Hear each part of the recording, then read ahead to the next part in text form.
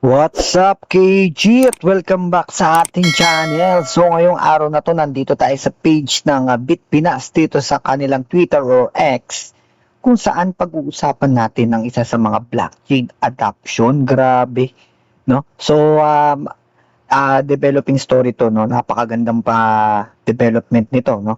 At saka mas maganda mapag-usapan talaga natin ito, no? So, sabi dito sa balita, no? Blockchain adoption continues.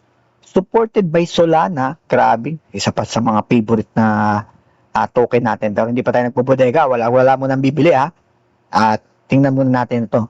For the underlying transaction architecture, the infrastructure will allow Cebuana to settle domestic and cross-border transaction using stablecoin rather than traditional legacy settlement system, no? As per Fireblocks HQ. So, dito sa kanilang post, no? PH remittance giant Cebuana Lulier to build a stablecoin payment rail with Fireblocks, no? So, dito lang po, bisitahin nyo lang sa kanilang Twitter page or X page ang Bitpinas kung saan makikita nyo dito yung full report, no? Full details na lang. So, isipin mo is para kang OFW na nasa Dubai. Magpapadala ka ng 20,000 sa pamilya mo dito sa Pilipinas. Sa lumang sistema kasi, maaaring maghintay pa siya ng isa o hanggang 3 araw. May bawas pa sa exchange rate at transfer fees. Pero paano kung ilang segundo lang yung hihintayin mo at mas malit pa yung gastos? Ito yung gustong baguhin ng Cebuana Lulier. Sa tulong ng Solana blockchain at Fireblocks, gusto nilang gamitin ng stablecoin para gawing mas mabilis ang domestic at international money transfers. So ano ba talaga ang nangyari?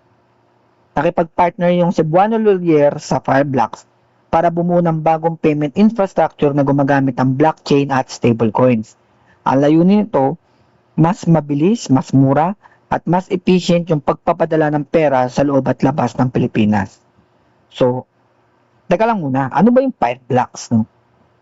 Yung Fireblocks kasi, kung ang blockchain parang digital highway, ang Fireblocks naman ay ang high security vault at operating system na ginagamit ng malalaking bangko at kumpanya para ligtas na maglipat ng mga digital asset.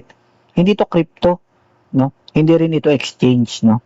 Isa itong enterprise infrastructure na ginagamit ng malalaking institution.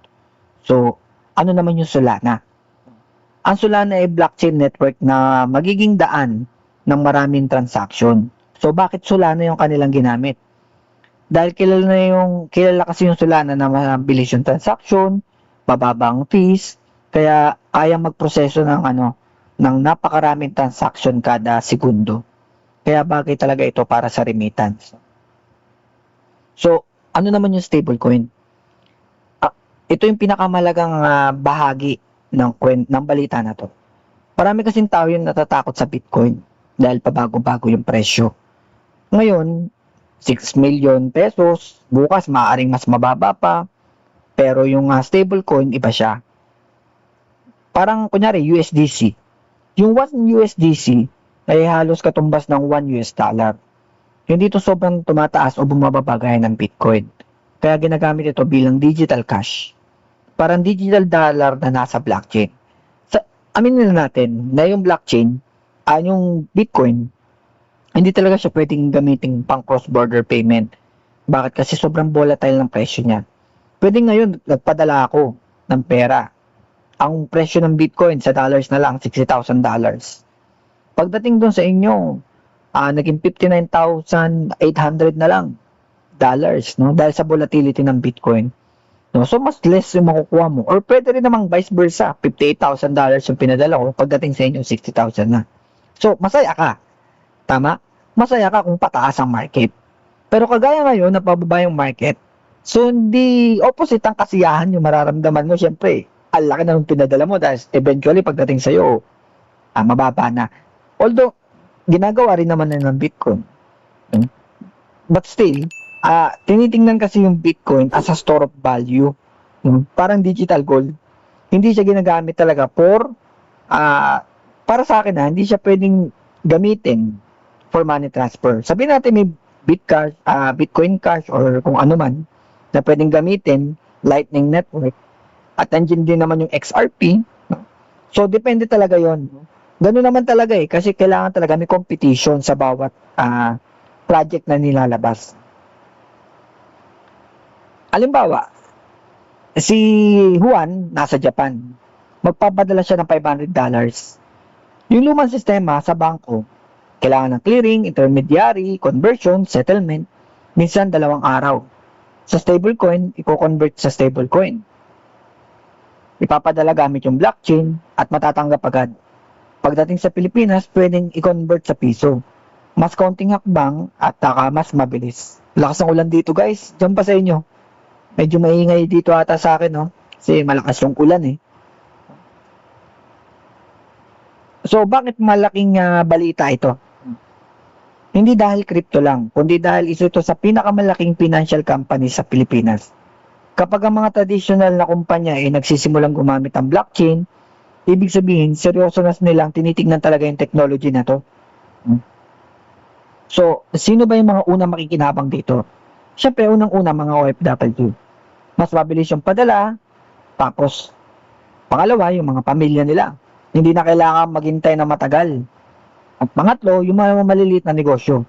Mas mabilis na yung international payments. Pero, ano bang risk pagka na-implement yung mga bagay na to? Unang-una, regulation. Kailangan pa rin sundin ang batas ng BSP at iba pang mga regulators. Pangalawa, cyber security. Kapag digital ng pera, kailangan mataas ang security. Pangatlo, adoption. Hindi ibig sabihin na bukas, stablecoin na agad ang gagamitin ng lahat. Siyempre, unti-unti yung mangyayari. Hindi yung biglaan. So, para sa ating mga nakikripto, anong ibig sabihin nito para sa Bitcoin? May mga nagsasabi na kapag dumami ang stablecoins, mawawala ang Bitcoin. Hindi. Magkaiba sila. Ang stablecoin kasi pambayad. Ang Bitcoin kadalasan tinitingnan bilang long-term store of value. Parang cash at ginto. Pareho may gamit pero magkaiba sila ng purpose. So, bakit mahalaga ito para sa Pilipinas? Isa ang Pilipinas sa pinakamalaking tumatanggap ng remittance mula sa mga OFW. Bilyon-bilyong dollar ang pumapasok bawat taon. Kapag naging mas mura, kahit maliit lang ang bawas sa fees, malaking ipon yun para sa mga milyong-milyong pamilya. Sa bigger picture, hindi lang Cebuana yung gumagawa nito. Sa iba't ibang bansa, maraming financial institution ang nagsisimula ng gumamit ng stablecoin. Ibig sabihin, maaaring nagsisimula na yung mga susunod na generation ng global payments. So, yung balitang ito ay hindi tungkol sa pagtaas ng presyo ng Solana. Hindi rin ito tungkol sa hype.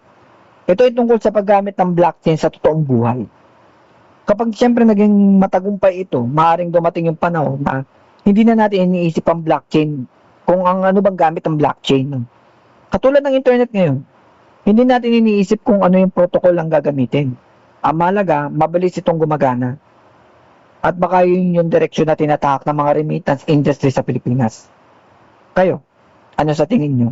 Ito na kaya yung simula ng mass adoption ng blockchain sa Pilipinas? O isa na naman isa lang itong eksperimento? Comment nyo dyan sa baba. So, ayun lang, no? Maraming salamat sa inyo lahat, sa ating mga supporters at subscribers. Thank you so much sa inyo lahat. Saludo sa inyo mga ma'am, sir. At syempre, magkita-kita lang tayo sa arena. Game on!